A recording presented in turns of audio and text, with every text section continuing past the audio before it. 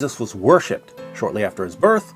Okay, so that was Matthew 2, verse number 11. I'll be get with me. Yes, Jesus was worshipped actually after his birth. During his ministry,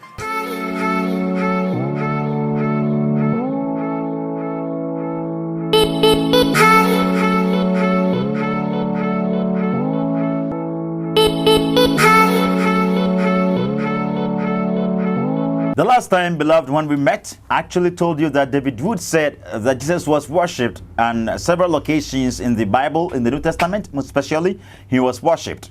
Okay, and he pinpointed the gospel accounts. So we actually going to get into the gospel accounts to ascertain for sure that Jesus was worshipped, and thus he demands man's worship. He is a deity, and surely everybody needs to follow him. He came for the whole world. He didn't come for some specific group of people, but everybody in the world. He said his gospel needed to be spread across the globe. He has to be preached. His gospel needed to be preached to all people kind, all person kinds, and all nation kinds. Well, we're taking a quick break and we're returning to David Wood.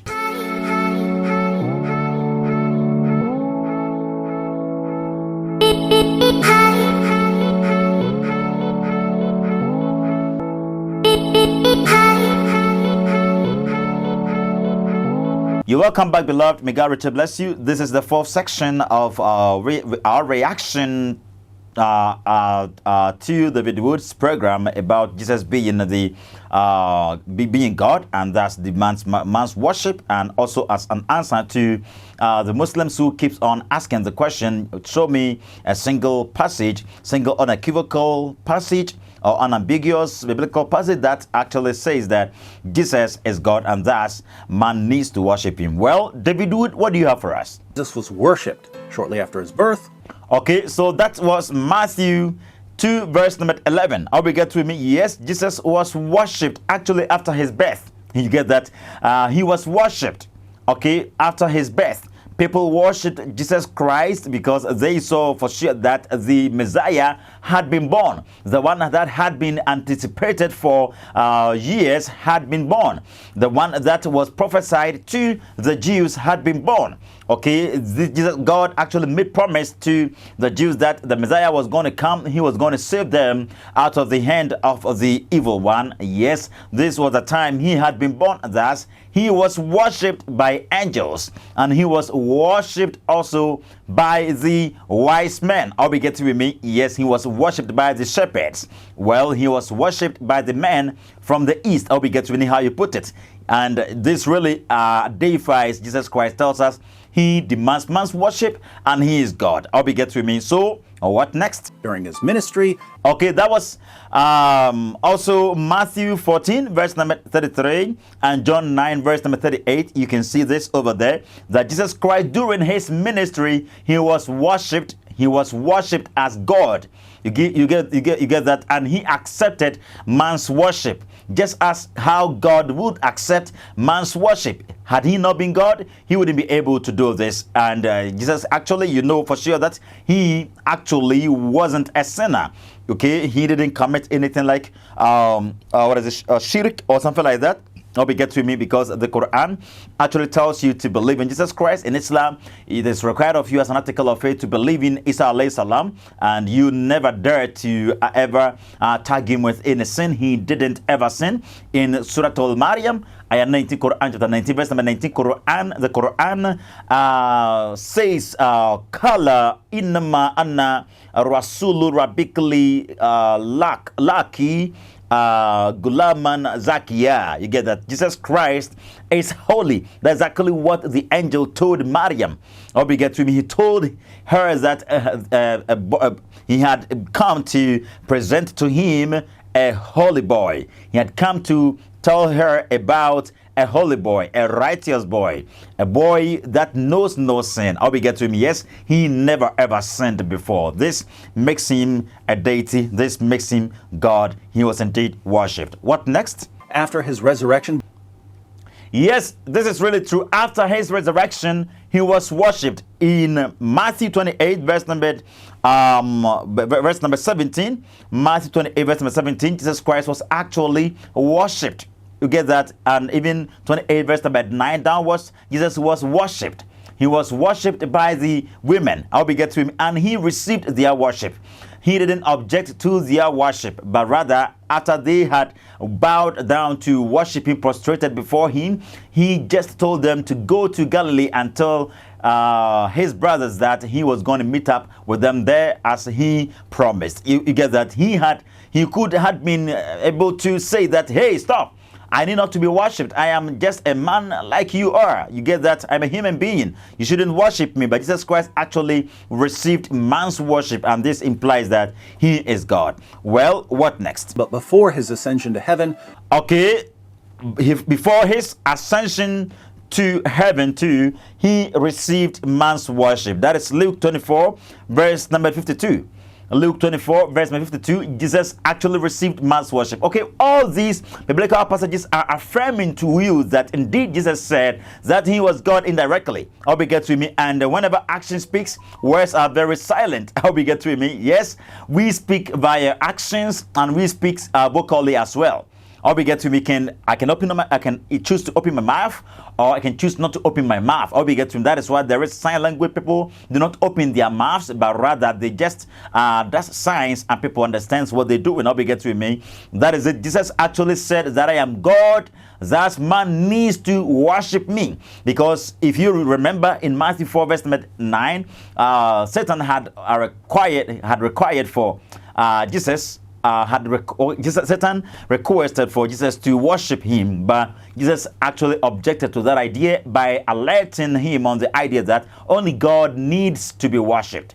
Okay, God needed to be worshipped. Had Jesus not been God, he would stick to what he said, and he would never ever receive man's worship. But he received man's worship in Matthew 28 verse number 9. This is to tell us that Jesus Christ was indirectly telling Satan that I am the one that needs to be worshipped and not you, because I am God and you are not God. I created you and you didn't create me. Thus you need or you deserve my worship. That's very deep. If you study the Bible very well, you have to make well your comparisons on all the topic get to me. Apply well hermeneutics and exegesis, and surely you're going to be able to understand the Bible. Well, what next? and after his ascension to heaven. Jesus' disciple Thomas even addressed him in John 20, verse 28, as my Lord and my God. Yes, and this also happened in John 20, verse 28. It happened in John 20, verse 28. When Jesus Christ resurrected, most of the apostles saw Jesus Christ, revealed. And also Thomas wasn't around whenever Jesus revealed himself. He didn't see Jesus Christ, so he was doubting the idea that Jesus had been resurrected. Thus, he had requested for credible evidence. He had wanted to touch the wounds, the places, the traces of the wounds that Jesus had. The traces of where the nails were, and that would let him understand for sure that Jesus had been resurrected, because he knew for sure that indeed Jesus was crucified and he was an eyewitness. He saw it. Jesus actually died. He was taken to the tomb, and surely what actually happened to his body, if he didn't die, surely he would die by force. So if they were telling him Jesus had been resurrected, Jesus had rise back to life, he wouldn't just believe that, but rather he had wanted, or he had requested for credible evidence. Thus, Jesus, when appeared this time round, Thomas was around, and surely he seeing Jesus, he was shocked, and out of a goose pimple, he said, my Lord and my God. He actually saluted Jesus Christ, said, yes, you are God. You are my Lord. You are my God. Indeed, you I will worship. I will forever follow you. Yes, I'm going outside there to testify about this, because, yes, this has never ever happened in history before. Save you alone. You have done this. This really tells me that whatever you said about yourself were true. You telling us that you are the way, the truth, and the life. All these are true. So Thomas actually had wanted a credible evidence. That is the exact reason Jesus Christ actually appeared and told him, touch me, come and see the wounds, the traces of the wounds. Don't you believe, Thomas? You don't have to be be arguing. Okay, don't be an arguer. Okay, don't be an arguer. Just don't think that whatever seeing is believing or something like that. But blessed are those that hasn't seen me but believes that indeed I exist, I existed, I ever died, and I resurrected back to life, okay, because of your sins. Well, that is exactly what happened in John 20, verse 28. Thomas, the disciple of Jesus Christ, referred to him as my God and my Lord. This really means that Jesus Christ is God, because he never objected to this assertion Thomas made. Had Jesus objected to this assertion seriously, it would actually prompt us that indeed Jesus wasn't God. Jesus can never be God. I'll be get to people actually also refers to Luke 18 verse 18, where Jesus told the rich man that why do you call me good? Okay, do you know that it's only God is good and all that? Jesus never said over here that I am not good. Only God is good and I am not good. Jesus didn't say that. He was just asking a question. He was asking him, why do you call me good? He wanted a reason. What's your reason for calling me good? If you do call me good, then do you believe that I am God? Is that what you believe? Do you really know that only God is good? Therefore, if you are calling me good, do you believe that I am God? That is exactly what Jesus Christ was saying over there. He never ever uttered anything fancy. I am not good. I cannot be called good. You can't call me good. You can't prove that from the Bible, because that is not what actually Jesus Christ said over there. Well, we ended it up here. We've ascertained for sure that Jesus Christ is God. Yes, the Bible proves to us that he was God, man living in the midst of men. Matthew chapter 1 verse 23 says that Jesus Christ was God, man living in the midst of men. Emmanuel, that is with us, is God. And also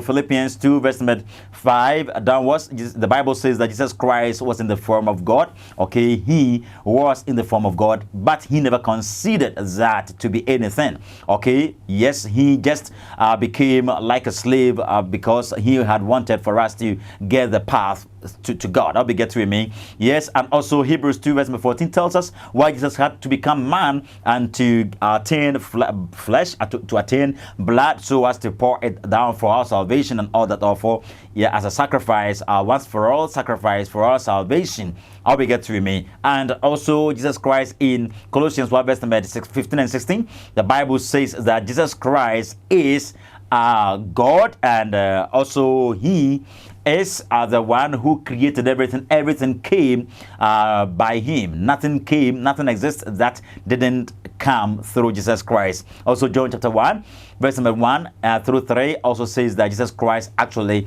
is God. Okay, so we ending it up here. If he's God, then he requires man's worship. He deserves man's worship. He is supposed to demand man's worship, because only God demands man's worship. He was worshipped by men and he received them, and he was being referred to as God and Lord. Yes, he received that. John chapter 13 verse 13 and 14, Jesus Christ said to the apostles, you refer to me as Master and Lord. Yes, you says it well. If you call me Master and Lord, yes, you've done well, because I am Master and I am Lord. Jesus admitted that he is God. He said, I am Lord. That the Arabic Rab, okay, I am God. Thus, you deserve to worship me. You need to worship me. Be you Muslim, be you Shinto, be you Hindu, be you whoever you are, you have to worship Jesus Christ, because he is the one going to judge you someday. Shall we end it up here and we continue some other time? Bye-bye.